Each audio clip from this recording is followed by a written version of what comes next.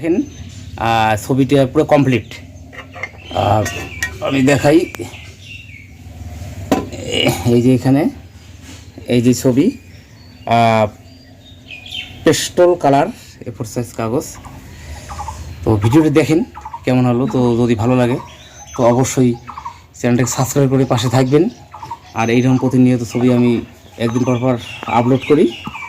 একটা নেচারের দৃশ্য পুরোটা পেস্টল, ওয়াটার কালারও করতে পারি, কিন্তু পেস্টল কালারটা খুব কম। তো যাই হোক, ভিডিওটা দেখেন কেমন হলো।